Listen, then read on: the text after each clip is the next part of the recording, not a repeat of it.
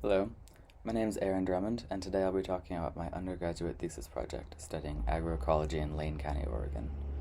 This qualitative research project uses local case studies to better understand what local agroecology looks like and which challenges make it harder to implement. Through this research, I have to support the expansion of agroecological practices and address the environmental and economic crises that stem from conventional industrial agriculture practices. Agroecology is a suite of technical practices, scientific research, and social and political ideas. These aspects come together to address issues in food security, environmental sustainability, and economic fairness. Agroecology is recognized worldwide as a viable strategy to shift away from conventional industrial agriculture. The United Nations High-Level Panel of Experts on Food Security and Nutrition integrated agroecological principles in a 2018 report on food systems transformation.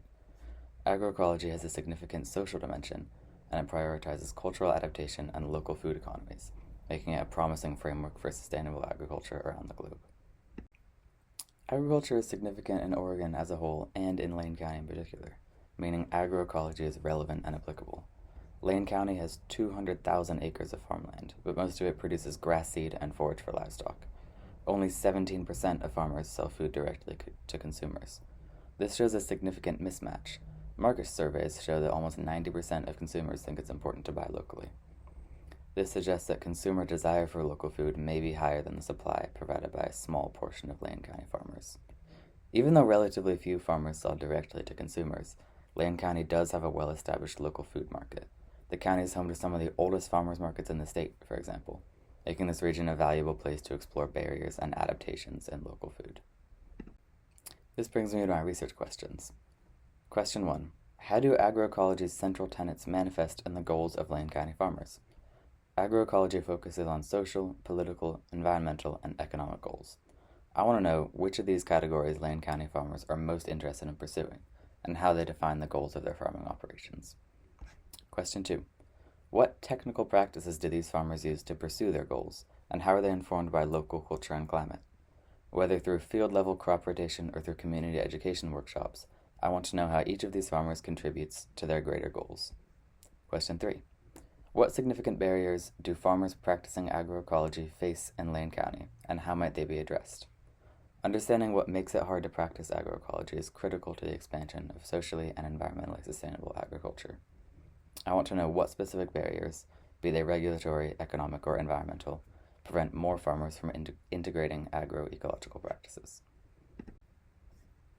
I used a qualitative interview-based approach for this project, drawing from existing frameworks in agroecology to contextualize my questions and results.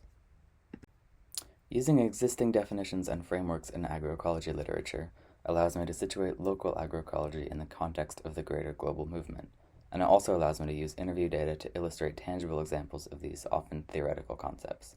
Basically, this research can demonstrate how the literature applies to the real world. The first system that this research draws on is a four-dimensional definition of the principles of agroecology, developed by the CIDSE, an international coalition of nonprofit social justice organizations. This definition distills years of academic descriptions of agroecology, many of which outline 10 or 12 discrete goals, into a simple breakdown of the overarching focus points. These are environmental goals, the conservation of biodiversity and reduction of chemical inputs and greenhouse emissions; social and cultural goals, adaptation to local culture, farmer-to-farmer knowledge sharing, and food sovereignty; economic goals, the promotion of fair, short distribution networks and local economies, and the implementation of on-farm diversities; and political goals, prioritizing small-scale food producers and giving them control of seed, water, and land. In my research, these four dimensions allow me to categorize the diverse objectives held by the farmers I interviewed, and to situate them in the broader field of agroecology. The second framework this research draws on comes from a 2025 study from a research group in France.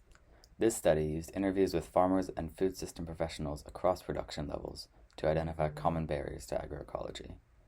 Drummond and colleagues describe 8 categories into which challenges can fall. I used these 8 categories to group together the challenges faced by the farmers I interviewed. Doing so allowed me to identify, through this research, the areas that pose the most difficulty for agroecological producers in Lane County right now. Data collection in this study used a convenience sampling method. I reached out to many farmers, proceeded with the ones who were available, and used referral-based snowball sampling to expand my reach.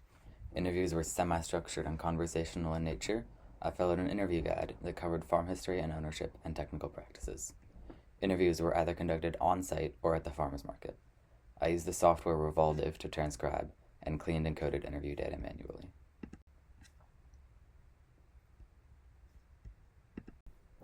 The farmers I interviewed had a large diversity of goals spanning all 4 dimensions of agroecology. They used a variety of approaches, both technical and social, to advance these goals. Environmental practices included habitat restoration or creation, like replanting stream beds or including pollinator hedgerows. They also included the integration of livestock on organic practices to reduce chemical inputs. Social and cultural practices included robust internship and training programs, collaboration with nonprofits, and alternatives to expensive institutional organic certification. Economic approaches were targeted towards localizing inputs and outputs and fostering relationships with consumers. Many farmers used community-supported agriculture, or CSA, distribution models. Political approaches include prioritizing fair wages and quality of life for employees, even at the cost of profits, and expanding food access for low-income consumers, particularly through nonprofit collaborations. Many farmers also offered unique and creative solutions to long-standing challenges. For example, one farmer entered a leasing agreement with his conservation-focused nonprofit. Through this collaboration, this farmer was able to bring a regenerative agriculture perspective to the writing of new conservation easements, integrating the priorities of conservation and agroecology. Another farmer ran a collaborative distribution network, partnering with local nonprofits and other farmers to expand consumer access to locally grown food. This color-coded chart synthesizes references to each category in each interview. Red squares indicate that this category was only mentioned as a barrier, green squares indicate that the category was only mentioned as an opportunity or an enabler, and yellow squares indicate that both challenges and opportunities in this category were referenced. This chart illustrates, in a fairly straightforward way, which areas call for problem solving and which might offer solutions. Perhaps most importantly, these interviews allowed me to identify the most relevant and locally specific barriers faced by the farmers in this study. Every farmer, even those not producing meat, mentioned the difficulty in navigating federal meat inspection requirements.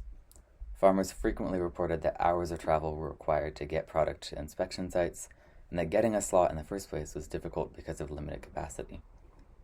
Oregon passed a bill in 2024 to reopen the state inspection program, but a bill to pay inspectors themselves did not pass, and the program is still not meeting the needs of small producers.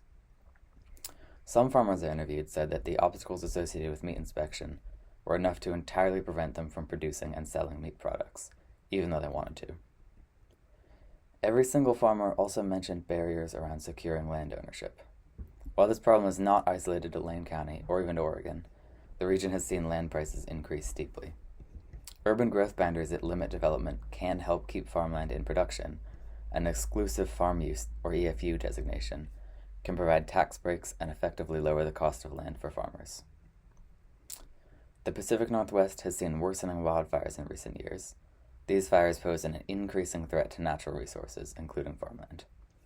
Multiple farmers in this study reported evacuating from their land or experiencing small burns. Wildfire mitigation, including fuel suppression measures, can reduce this threat. Educational resources for farmers can also help them better prepare for the possibility of wildfire. Finally, many farmers in this study mentioned that they struggled to identify successors or business partners. As financial and social factors have pushed many children of farmers away from agriculture, many farmers don't have anyone to pass their farms on to. While addressing this cultural shift is a huge, multifaceted undertaking, there are some measures that can keep farmland in production, even when it leaves the hands of the original owners. Working lands conservation easements, for example, put in place by current owners, can prevent land use changes and reduce competition from developers.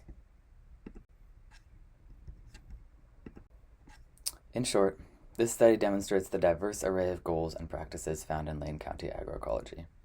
Producers have developed creative approaches to the problems they face, offering new directions and perspectives for local food systems in other areas. This study also highlights significant barriers, including important areas of focus to support ecologically, economically, and socially sound agriculture. Thank you for watching.